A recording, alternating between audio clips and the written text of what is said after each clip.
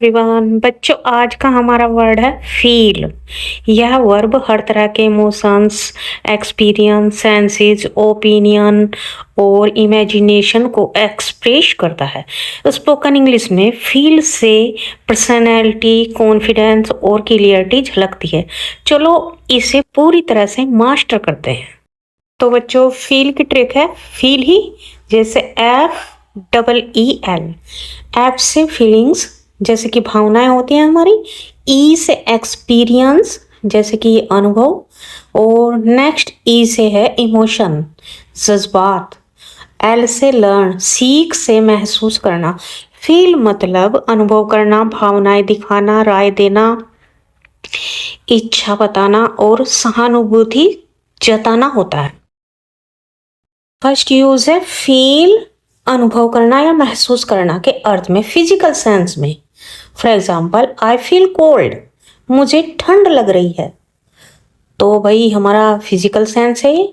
Next example, she feels tired, वह थकी हुई महसूस करती है।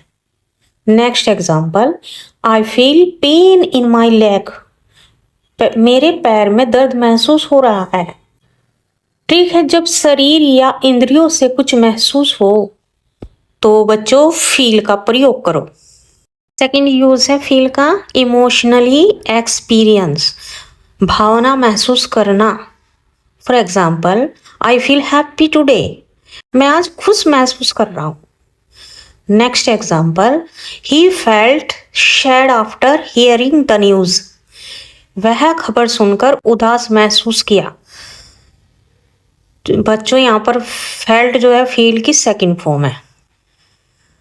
तो ट्रिक ये है, feel plus adjective plus emotion दिखाता है, feel plus adjective. Third use है feel plus like plus verb की फर्स्ट फॉर्म, कुछ करने का मन होना। For example, I feel like dancing, मेरा नाचने का मन है। Next example, she feels like crying, उसका रोने का मन है। ट्रिक है, फील लाइक प्लस वर्ब में ING, इच्छा या मूड दिखाना होता है बच्चों, जिरन लगाते हैं हम जब फील लाइक के बाद। तो ये इसका मोस्ट इंपोर्टेंट यूज है बच्चों। फोर्थ यूज है फील प्लस नाउन, पहले एडजेक्टिव था अब नाउन है, जैसे कि महसूस करना या छूकर जानना। For example, feel the fabric, it's so soft, तो कपड़े को महसूस करो कितना मुलायम है। तो भाई छूकर महसूस करना होता है, तो फील प्लस नाउन हमारा जो है, फील और फैब्रिक जो है हमारा नाउन है यहाँ पर।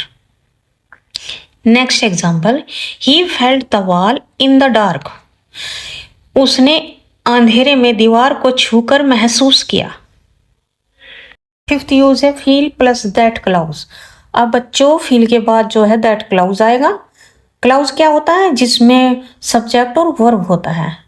तो ये जो है विचार या राय देना, इसका हिंदी मीनिंग निकलता है।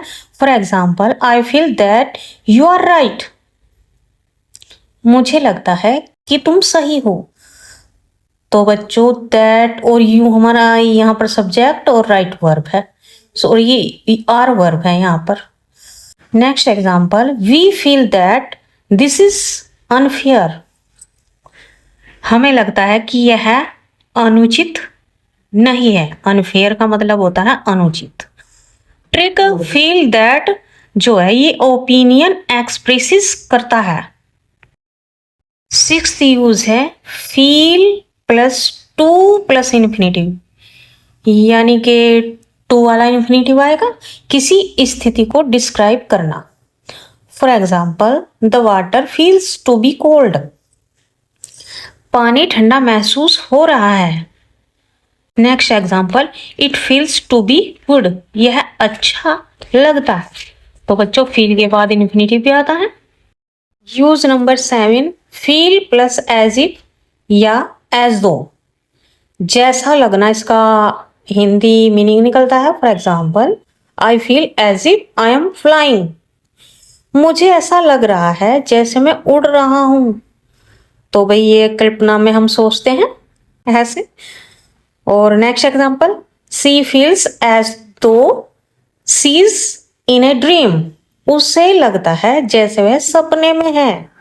ट्रिक है भाई, फील एज इफ या एज दो का यूज जब हम करते हैं तो ये इमेजिनरी फीलिंग्स देता है।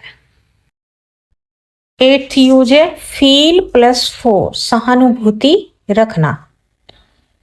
तो for example, I really feel for the poor, मुझे गरीबों के लिए सच में सहानुभूति है।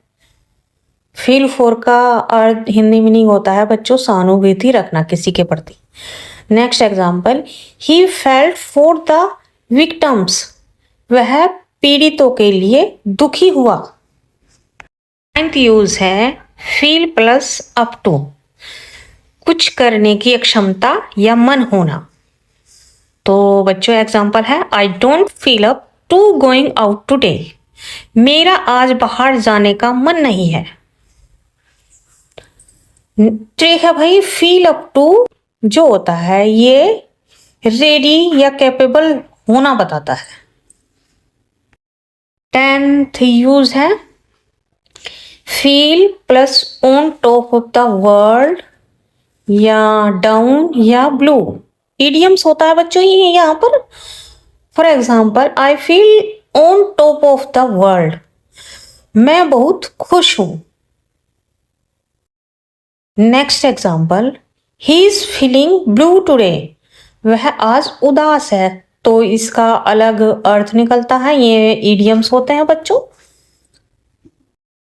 11th यूज है फील प्लस ओवर या अराउंड, टटोलना या छूकर खोजना।